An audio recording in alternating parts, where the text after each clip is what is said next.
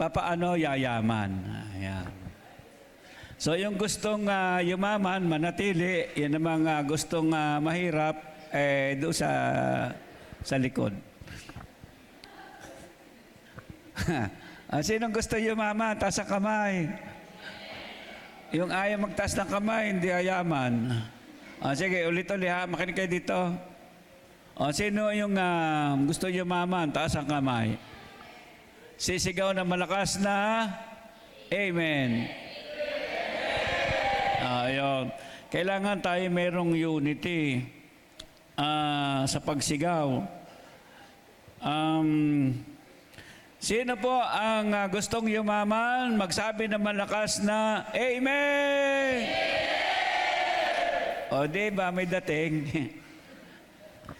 Okay, so ngayon po ay tayo dadako sa ating pag-aaral ng konti. Kasi nga, napakahalaga ng tayo po ay may maayos na buhay. Kasi yan po isang patotoo ng pagiging Kristiyano. Bagamat yung patotoo natin, binago ang buhay, isa po dyan siyempre, mas maganda, maayos at sagana yung buhay natin. Kaya lang po, ang dapat nating maintindihan, may bahagi tayo doon. Bahagi ng Diyos, bahagi sa atin. Halimbawa, binigyan tayo ng Panginoon ng buhay. Kaya ipinanganak kayo At yung buhay na yon, bahala ka na kung gusto mong gawing pangit at gusto mong gawing maganda. Kaya mayroong mga tao na ang buhay ay pangit kasi hindi nila natutunang pagandahin yung buhay na ibinigay ng Panginoon. At mayroon ng mga tao na ang kanilang buhay ay ginawang maganda. O kasi ay pinaganda nila yung kanilang buhay at dahilan sa tamang pamumuhay, pagpili, desisyon sa buhay at sa mga bagay na kanilang pupuntahan, kakasamahin. Kaya nung tayo din, bilang Kristiyano, iniligtas tayo ng Panginoon. Pero it's up to us na yung ating pagiging Kristiyano, palalimin natin o pababawin o tayo maging mababaw. Siyempre, pag hindi mo ginawa yung mga basic ng spiritual growth, yung paglago, spiritual, katulad ng pagbabasa ng Bible, katulad ng pananalangin, katulad ng pagsisimba, those are the basics of spiritual growth. Tapos, yung pagsama sa mga fellowship, yung mga cell group, mga basic lang po yan Pagka tayo ginagamit na ng Panginoon, level up na yon, siyempre. Kaya nga, iniligtas tayo ng Panginoon at it's up to us na palalimin yung ating relationship sa Diyos. Yun po yung ating bahagi. Kaya tinan niyo, pag hindi kayo nagbabasa ng Bible, hindi lalakas at lalago ang inyong pananampalataya. Why? Romans 10:17, ang pananampalataya ay nagbumula sa pakikinig at pakikinig ng salita ng Diyos. Ano ba tawag doon? Joshua 1:8, kung hindi natin binabasa ang salita ng Panginoon, ang sabi niya, hindi natin pabubutihin yung ating buhay at hindi natin magkakaroon ng mabuting kawakasan. So, ganun kasimple, hindi ka lalalim na hindi mo pinasisimulan na gawin yung mga basic. Amen? Mga panimulang bagay na dapat gawin. Ano yung mga pangunahing bagay na ginagawa natin pagka tayo gumising? Pagkagising natin, anong ginagawa? Nagmumumog, nagsisipilyo, naliligo, tapos nagsasalamin, di ba? Papaganda. Those are basics. Pagkagising ba nyo, tatalo na lang kayo sa bahay nyo? So, hindi ano yun ay buhay ng mga taong walang awa sa sarili. Okay, so ngayon, kaya binigyan tayo ng Diyos ng mga bagay na tayo ang magpapaunlad kasi everything is provided na ng Panginoon dito sa mundo. Kaya mahalaga na maintindihan po natin yan. So una, ang kalooban at disenyo ng Panginoon sa atin, tayo ay pagpalain at tayo ay magkaroon ng buhay at magkaroon ng buhay na masagana. The first thing that God gave to Adam and Eve, yung unang tao sa Genesis 1:28. Ang first word doon? Sabi in Genesis 1:28, and God blessed them and said unto them, be fruitful, multiply, replenish the earth. Hindi ba yun ang sabi? Yun yung unang ibinigay ng Diyos sa tao na i-bless sila. Na i-bless. So spiritually at sa kanilang body, multiply spiritually. At pagkatapos, nilinaw po yung kay Abraham. Magkasama yung blessing ng Panginoon sa pagpapadami ng lahi at pagpapala sa buhay. So, sa New Testament naman, ang sabi ng Panginoon sa John 10:10, alam po ba natin John 10:10? 1 Kapitulo 10, talatang 10.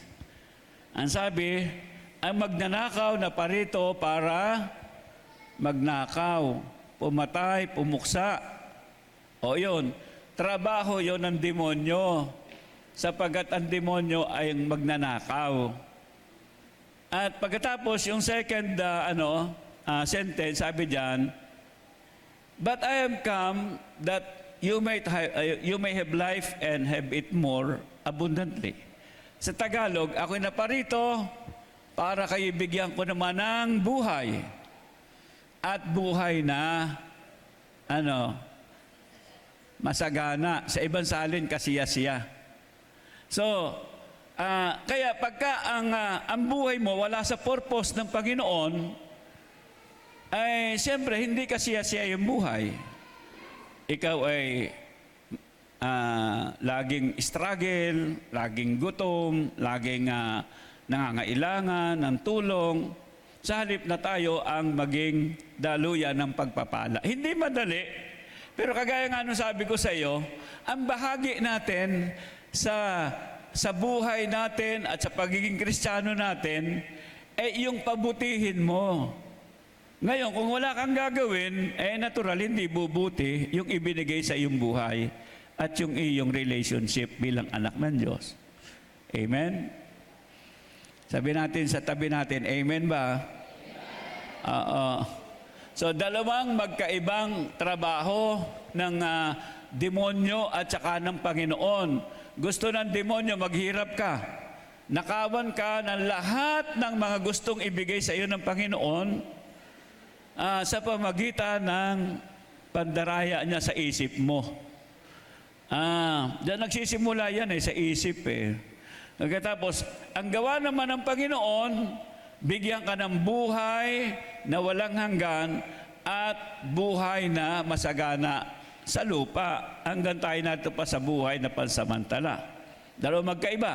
Kaya pagka ang buhay mo ay hindi kalooban ng Panginoon, di siyempre nananalo si Satanas sa buhay mo.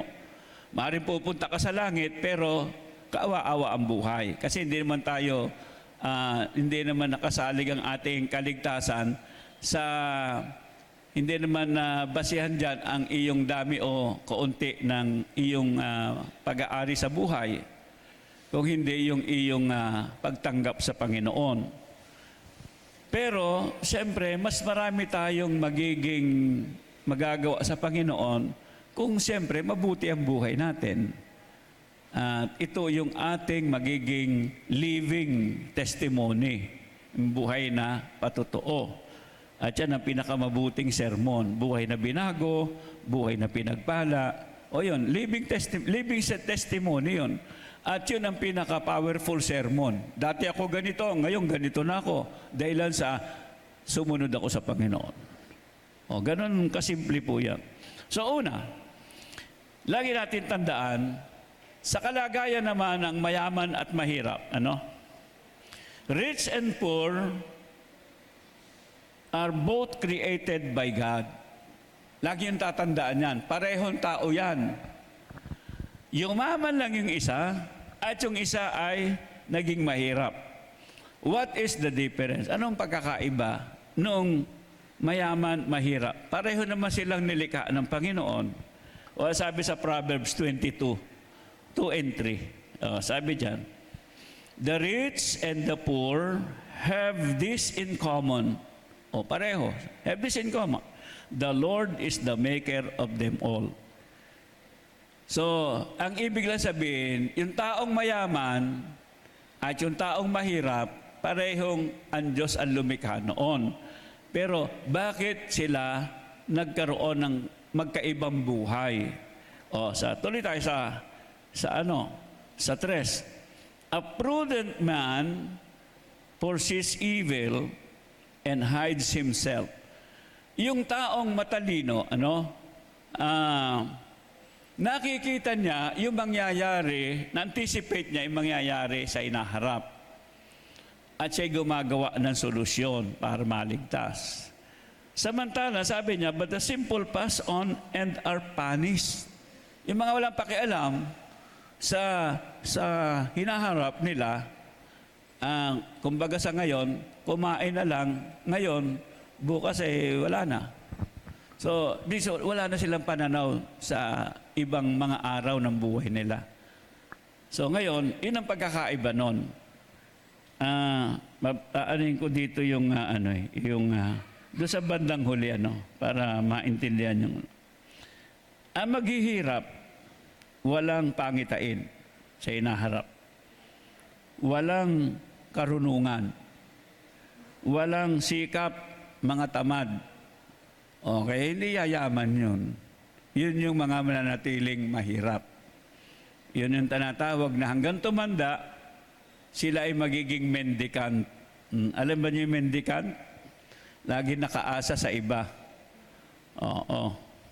Lagi nakaasa sa gobyerno, lagi nakaasa sa tulong ng iba, ay nakakaawang buhay yung pag tumanda na, wala na magtiyaga sa iyo, sakali ka pupulutin. Yun namang yayaman, ito yayaman. Meron siyang vision, ayun, sa huli, BJ. May vision siya. Without vision, the people perish. May knowledge siya, nag-aral siya, meron siya karunungan. Hosea 4:6, my people are destroyed for lack of knowledge. May sipag siya at sikap. Sa Proverbs 10:4, may pusong sumunod at maglingkod sa Diyos. Job 36:11, if you obey, serve Him, you will spend your days in prosperity and your years in pleasure. So, yun yung mga na pinagpag-uusapan natin ngayon. So, kaya mahalaga na maintindihan nyo na dinisenyo tayo para pagpalain tayo ni Lord. Dinisenyo tayo para tayo maging kasiyasiyang buhay. So, tatanungin ko kayo, pag wala ba kayong pera, masaya ba kayo? Ewan ko, kung may taong masaya, pag kasi walang pera, alam niyo kung bakit? Kasi hindi tayo nilikha na walang pera. Amen? Kasi ang pera, bahagi ng buhay yan. O isipin mo ngayon, wala kang pera, dito ka na nakatira sa kabayanan, pwede ba mabuhay ka ng masaya? Wala, hindi ka sasaya. Doon ka sa bundok, mabuhay ka sa kamote, sa magukay ka doon, hindi mo kailangan ng pera doon. Pero pag nandito ka, siyempre, kailangan mo. Pero sa bundok man, pag wala kang pera doon, dating ang panahon, para ka nasa paraiso. Ang iyo na lamang brief doon ay dahon. Wala ka ng damit ng pambili. So, asa na ba yan? So, pupunta tayo dyan mamaya. Una, use your time wisely. Laging tandaan, we are designed to be blessed.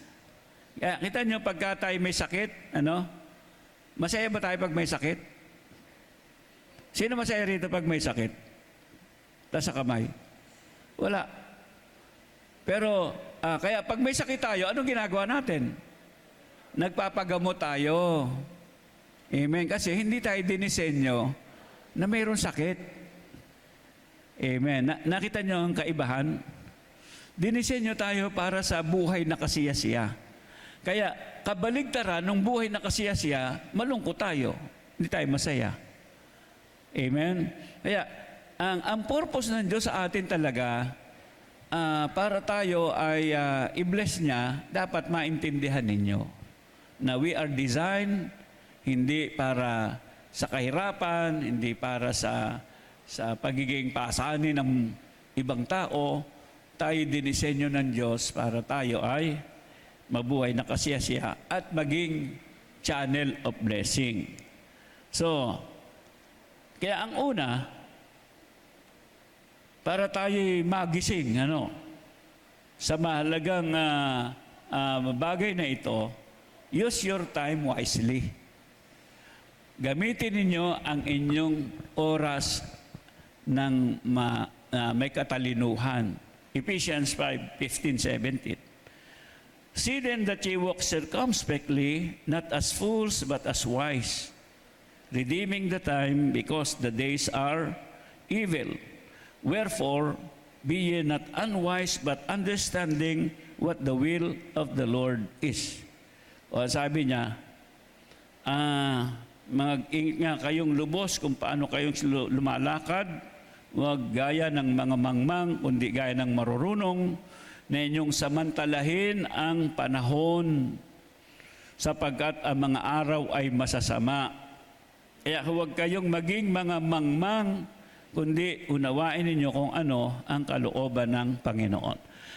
Tandaan nyo, pag nawalan kayo ng pera, pwede pang maibalik at makuha uli yung pera. Sa iba't ibang paraan. Pag nasira yung inyong damit, siyempre, pwede niyong palitan yung damit. So, ano man bagay na material, pag nawalan tayo, pwede nating makuha uli sa pagsisikap natin. Masunog yung bahay mo, pwede ka uli magpatayo ng bahay. So, ibig sabihin, redeemable yun na pwedeng palitan. Pero yung panahon, pagka yan ay lumipas na sa iyo, hindi mo na yan maibabalik. Yung oras natin ngayon, araw natin ngayon, bukas ng umaga, kasama na yan sa iyong pagtanda. Hindi na babalik ang time sa buhay mo. Kaya nga, hanggat may panahon pa, magplano sa buhay ng maayos. Samantalahin, sabi niya, samantalahin ang panahon. Why? Because ang panahon parang tubig sa dagat. Once you touch it, once it will be gone forever. Isa lang, yung bumabahang tubig, mahipo mo lang, hindi na babalik yun.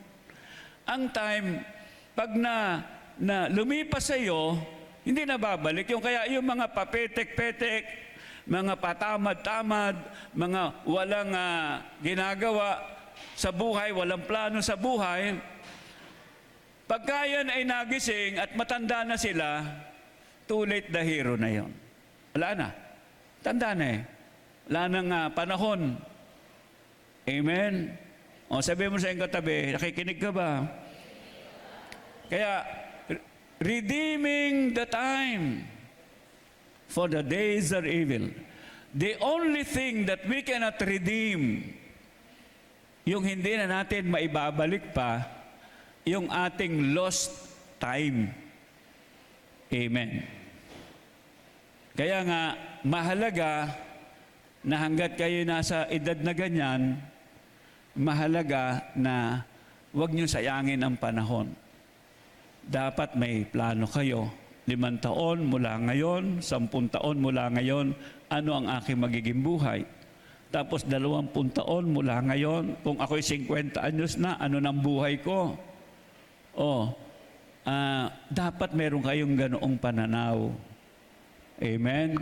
Ako 74 na ako, ako satisfied na ako. Bakit? Kasi nagawa ko yung purpose na Lord sa akin at patuloy kong ginagawa. Kaya ako, tawag siya, kung saan ko mang gustong pumunta, nakakapunta ko. Arating na ko sa maraming mga bansa. Hanggang ngayon, masaya ako sa buhay ko. Kahit na ako'y wala ng girlfriend.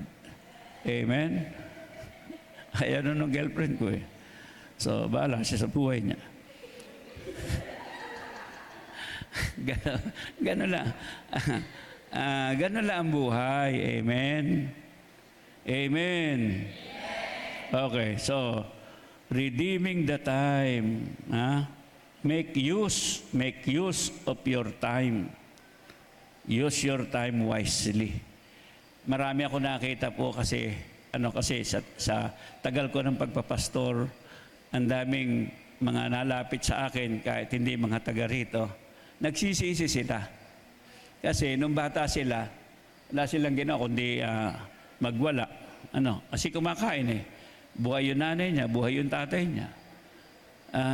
Nung tumanda na, namatay na yung kanyang magulang, wala namang naging sikap sa buhay, hindi kayang pakainin yung sarili, nagpatira-tira tumira sa mga kapatid, sa mga kamag-anak. Pinagsasawaan naman. Pinagsasawaan. Kaya walang anong ginawa siya kung hindi pagsisihan yung panahon nung siya ay kabataan, nagwawala siya. O ngayon, ayun, yung kilala ko isa, namatay na, may sakit, pinagpasapasahan. Kasi wala na yung mag-aalaga, wala na yung magulang. Kaya, yun yung masakit na bagay na dapat nyo makita. Paano na kung tayo tumanda? Ano mangyayari? Kung ganoon, at katulad nung kwento ko sa inyo, ay napakasaklap na buhay naman noon. Sabihin nyo doon sa inyong katabi, napakasakit, Kuya Eddie. Hindi dapat mangyari yun. Nangyayari lang yun kasi dahilan sa walang plano sa buhay. Okay, sumunod tayo. So, yung time nyo hanggat bata kayo, tingnan ninyo, 5 taon mula ngayon, 10 taon mula ngayon, ano na ang magiging buhay ko? 20 taon mula ngayon, ano na ang buhay natin? So, dapat maano ninyo yan. Sa mangarap kayo, 20 taon mula ngayon, ako'y milyonaryo na. Amen? Mangyayari ba? Mangyayari yun. Okay, pangalawa, money and life. Sabi nga sa inyo, ang tao na walang pera, walang kabuhay-buhay. Sabihin mo rin sa iyong katabi, ang taong walang pera, walang kabuhay-buhay. Totoo ba yun? Totoo naman yun eh. Ecclesiastes 7:12.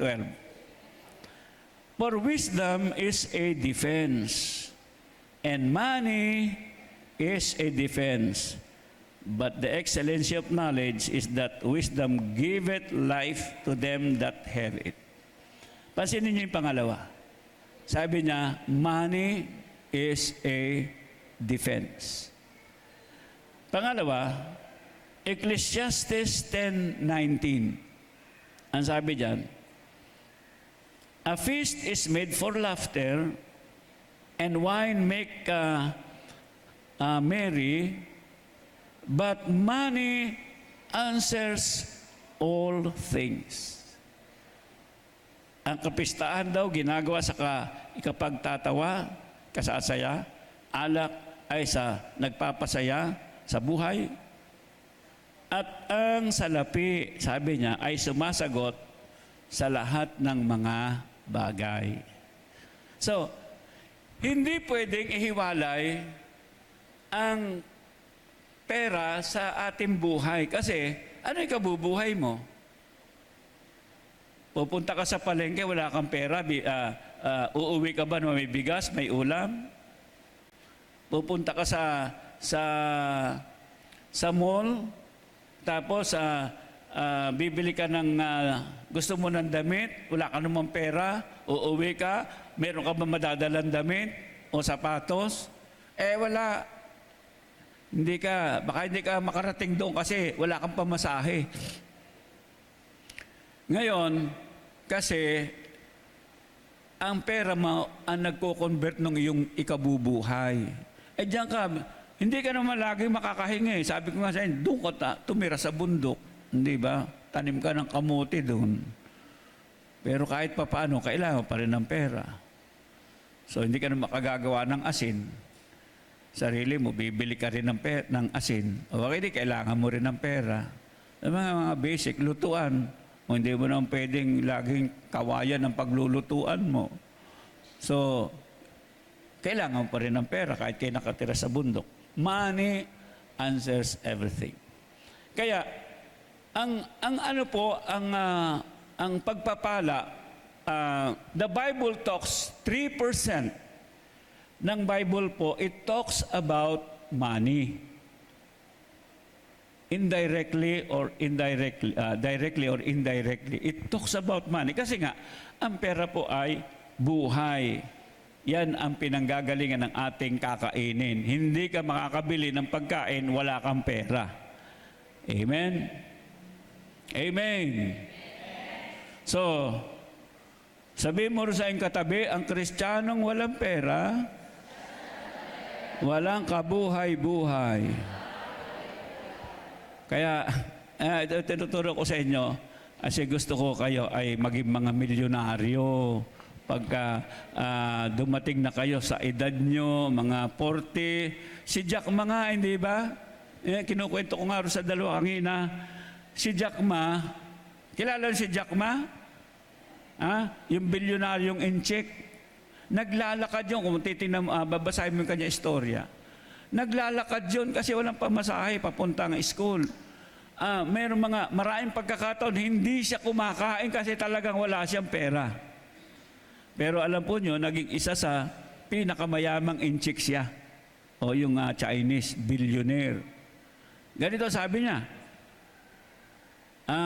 salary will help you survive, but profit will make you a millionaire. Ayun. So,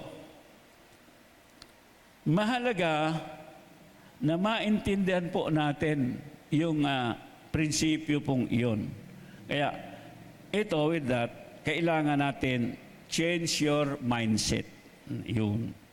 Baguhin mo yung iyong isip mo. Kasi, based on Jack Ma's, anong tawag dyan? Kawikaan. Ang sahod raw ay tutulungan ka na mag-survive. Lalo na ngayon, kung minimum lang ang iyong sweldo, ay talaga survival lang yon. Kadalasan kulang pa. 470 dito sa Laguna. Minimum 470. Magkano ang bigas? Magkano ang 1 kilo ng baboy? Magkano 1 kilo ng isda? Magkano ang pamasahe? So, matitirahan ka lang noon, pagkain mo, baka lahati lang, 200. Meron kang asawa, meron kang 3 anak, may mag-aaral. Makaka-afford ba yun ng 470? Sabihin mo, 500. Hindi po pwede. O kaya, ang kailangan natin, level up tayo. Change your mindset. Sabihin mo sa iyong katabi, baguhin mo ang iyong mindset. Salary will help you survive. Profit will make you a millionaire. Ano ibig sabihin? Go into business. Profit. Mag-business kayo. Dito marami tayong kita nyo? Si Brother John Risa, lumaki po sa atin yan dito. Hanggang ngayon naman, kahit sila kung saan-saan, ako pa rin ang pastor nila. At alam mo niya kung paano, kung ako'y paano binibigyan nila. 6 digit lagi. 6 digits. Sila'y milyonaryo eh. Di ba? O di pati ako nabibless ako. Alam mo yung 6 digit? Ha? Ano? 100 yung mataas. 1,000 yung 1,000.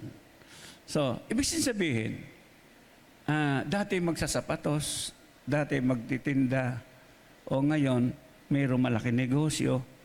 So, kaya natin gawin yun. Kasi, yung meron sila, meron din tayo. Yung kayarian nila, meron tayo lahat. Ang kaibahan lang ito, yeah, change your mindset. Amen. O kaya, yung bahay dyan sa kabila, yung bahay namin. Yan ay binili namin. Magkano yung yami? Magkano yung bahay mo? 1.4. Itong kabila, ano? Hindi, parang 1.6 yata inaabot niya. Sabi ko sa aking kaibigan, Brother Paul, I need money. Pinagbibili yung bahay, wala akong pambili. Sabi niya, how much? Parang 1.5 yata eh. Ha? Nakatawad. Sabi ko, 1.5. Pinadalan kami. Okay, nagkaroon ng bahay. Alam niyo kung, what is the point? Pag tayo mayayaman, sandali lang. Sandali lang. O isipin, nagkabahay ka agad ako. Dahil mayaman yung kaibigan ko eh. Binigyan ako ng, magkano bigay, Yami? Ni Tatsoy. Ha? 1,400,000. Bigay sa akin.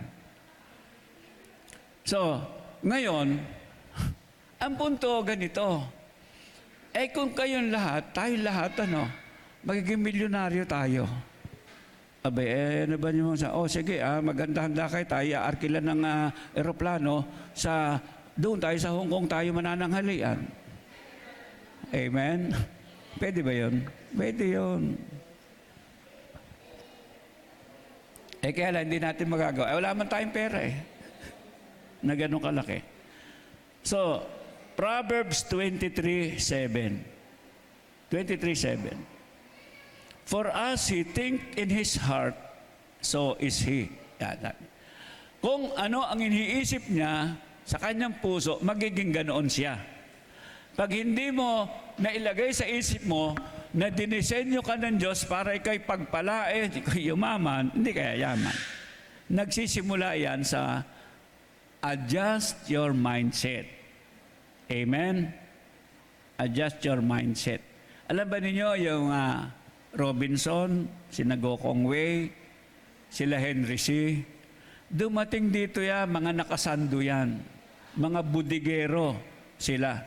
Checker. Totoo yan. Si Henry C. sa Carriedo, inaabot ko pa yan noon. Maliit na pwesto lamang ang kanyang sapatusan. Hanggang sa dumaan ng taon, naging malaki, hanggang sa yung isang pwestong yon ang naging unang SM. So, kung may pangitain siya, at ang kanyang ay talagang palaguin yung business, hindi na siya naging budigero, siyempre. O ngayon, di ba, ang SM kahit saan ang lalaki. Kaya ba natin yon? Budigero nga siya Nakaya niya ba't hindi natin kaya? Alam niyo ang kaibahan lang? Ito lang, yung mindset. Kasi ang Incheck nag-aaral para magkapagnegosyo. Ang Pilipino naman ay nag-aaral para maging empleyado, para maging OFW. Kaya saan tayo man pumunta, OFW tayo empleyado ng mga Incheck, ang karamihan. Sabi mo sa iyong katabi, napakasakit ko, ya Eddie. What is the problem? Ang problem natin, mindset, kasi yung ating Filipino mindset ay minanamana na natin. Pero pwede ba nating baguhin? Oh yes, we can change it. Amen. So, kung ano iniisip ng iyong puso, magiging ganun ka. Romans 12:2. Do not be conformed to this world, but be transformed by the renewing of your mind. Ang transformation, nagsisimula yan sa pagbabago ng isip. Be renewed be transformed. Sabi niya, be transformed. Paano ka mababago? Kung hindi nababago yung isip, yung mindset mo, o hindi ka aalis sa iyong kalalagayan. Sabi niya, be ye transformed by the renewing of your mind. Proverbs 6, chapter 6. Go to the ant, thou sluggard. Consider her ways and be wise. Pumarong ka raw sa langgam, ikaw na tamad, masdan mo ang kanyang mga lakad at magpakapantas ka. Bakit yung ay ginamit ay yung langgam? Kasi ina yung pinakamaliit, pero nakagagawa sila ng malalaking bagay because of initiative. Wala silang pinuno, pero nakakapagtayo sila ng mga bahay nila, di ba? Wala silang pinuno, pero nakakapag-ipon sila ng pagkain sa buong tag-ulan. Kasi, sabi niya, matalino sila at sila'y masipag. Amen. Amen. Napipicture niya ba sa inyong isip? Napipicture nyo yung yung sa isip nyo. Kaya nga mahalaga yung sumunod, apply the principles of increase. I-apply ninyo yung principle of increase. Proverbs 11:24-25. Meron nagsasabog pero umuunlad pa. Meron naman na withhold, sabi niya, pero nangangailangan at naghihirap. Yan po ay principle yan. The liberal soul shall be made fat, yung mapagbigay na kaluluwa ay tataba at siya nagdidilig ay didiligan din. Lucas 6:38, magbigay ka, ikaw ay bibigyan, takal na mabuti, siksik, liglig at umaapaw ang ibabalik sa iyo. Proverbs 10:4, he becometh poor that dealeth with slack hands, but the hands of the diligent make rich. Yung tamad, yung nagiging dukha, na gumagawa ng kamay na walang kasipagan, ngunit yumayaman ang kamay ng masipag. Lagi yung tandaan, prinsipyo yan magbigay. Yung prinsipyo ng pagtatanim, pag-aan sa nature po yan, pareho din yan sa atin, sa spiritual.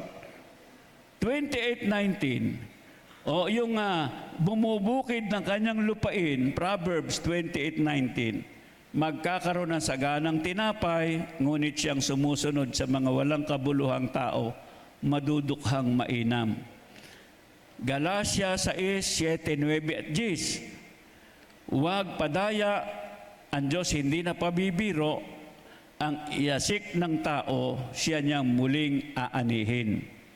Kaya huwag mapagod ng paggawa ng mabuti, sapagkat sa kapanahunan ay magsisipag-ani tayo kung hindi tayo manganghihimagod.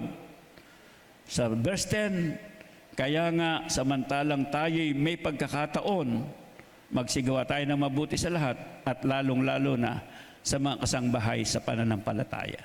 Alam nyo, sa pag-unlad sa buhay, tayo mga spiritual na mga anak tayo ng Diyos. Pero yung principle po, inilagay niya ng Diyos dito. Tatanungin nyo, bakit yung mga hindi naman born again, bakit mayaman?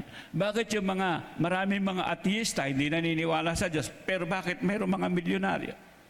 Anong kaibahan? marami naman na mga born again pero naghihikaw sa buhay. Anong kaibahan?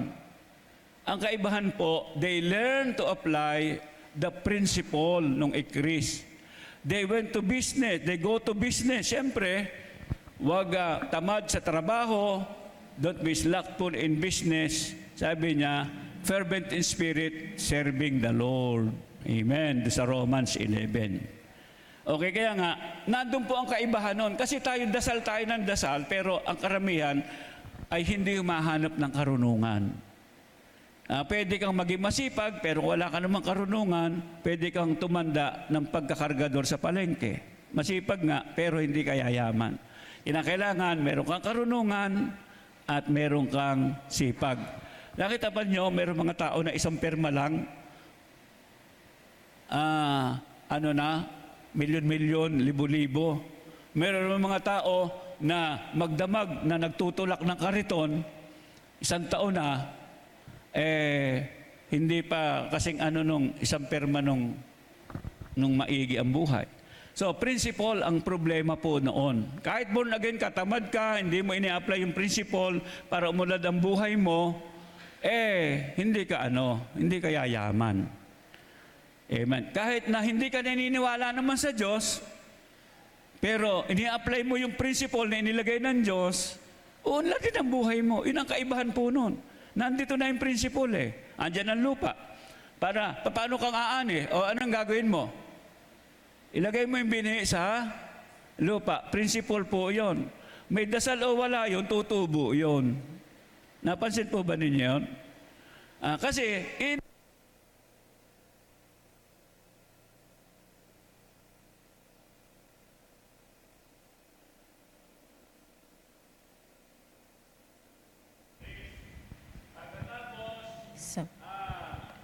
bibilisan ko na at pinatitigil mo na. Lagi nyo tatandaan. Punta tayo sa tamad at masama. Yun sa increase, kahit na ikaw ay mabuti, mabait na Kristiyano, at hindi mo ini-apply yung prinsipyo ng pag-unlad, hindi ka masipag, o hindi ka nagbi-business, o hindi ka nagpa-profit, mabubuhay ka lang pero survival. O hindi ka nagtatanim, hindi ka aani. Hindi ka nagbibigay, hindi ka bibigyan. Takal na mabuti, siklig, liglita, maapo. Yung po kasi principle yon. Principle always work. Amen. Naintindihan ba ninyo? Principle. Ang principle yan ang nagpapakilo sa ating normal na buhay. Meron pa prinsipyo ng kalusugan, principle of nature, di ba? Principle of health, principle of increase. Lahat po yan nakalagay na dito. Kaya nga, sabi nga, my people are destroyed for lack of knowledge. For 6 ng Hosea. Sabi sa 29, 18 ng Proverbs, where there is no vision, the people perish. Pag wala kang pananaw, vision, hindi po yan parang sine. Vision is simply meant na ito po what you see. Yun nakikita mo ahead ng buhay mo. 5 taon, 10 taon. Ano yung vision mo? 5 taon, 10 taon sa buhay mo. Where there is no vision, the people perish. My people are destroyed for lack of knowledge. Dalawang bagay yan. Pag wala kayong karunungan, pag wala kayong pangitain sa buhay nyo, hindi kayo unlad. Amen? Amen, Kev? Kaya nga, 25, 29, 13, 12. For unto everyone that hath shall be given. Mayroong pagkakataong gumawa. May pagkakataong, anong tawag dyan? Mayroong pagkakataong magpayaman. Parang ganyan. Opportunity yan Whosoever hath shall be given, and he shall have abundance. From him that hath not shall be taken away, even that which he hath. Lahat na may pagkakataon tayo, hindi mo sinamantala, aalisin sa iyong pagkakataon. Kaya hanggat bata kayo, samantalin yung pagkakataon, make plans sa buhay nyo. gather all the information, all the knowledge. Kasi knowledge can be learned by study. Kahit hindi kayo nag-aral, pwede naman matuto eh. Wisdom comes from God, o kaya tayo nagpipray, wisdom. But knowledge can be acquired by study. Kaya, paano natututong bumasa? Ag-aaral. Paano nga bumibilis bumasa? Practice. What you practice, you will be good at it. Amen? So, what you practice, you will be good at it. Kaya yung ibinigay na pagkakataon ng Diyos sa inyo, gawin po ninyo yan. At maniwala kayo, principle always work. God's will happen sa buhay mo pag tayo po ay na-i-apply natin ang mga bagay na ito. To sum up, yung ating pong ang maghihirap, walang pangitain, walang karunungan, walang sikap, at tamad. Ang yayaman, may pangitain, nakakuha ng karunungan, may sipag at sikap, may pusong sumunod at maglingkod sa Diyos. Sabi doon sa Job 36:11 in closing, if you obey and serve Him, you will spend your days in prosperity and your years in pleasure. Ayan na, basahin mo yung 36:11. Lagay mo nga ayon, Job. So, dito tayo magtatapos at salamat sa inyo. I hope na, if they obey and serve Him, they will spend the rest of their days in prosperity and their years in contentment. Sa ibang pleasure. So, hope kayo mga kabataan, the young professionals will be our assets sa ministry ito ng ating pamilya and Door of Faith Christian Church. Amen. Sabihin mo ron sa iyong katabi, 9:23 ng Marcos. Ano sabi doon? If you can believe, all things are possible to him who believe. Walang hindi mangyayari pagka nagsimula tayo ni-adjust yung ating mindset. Tayo tumayong lahat. Hallelujah. Ama naming Diyos, salamat po. Hallelujah.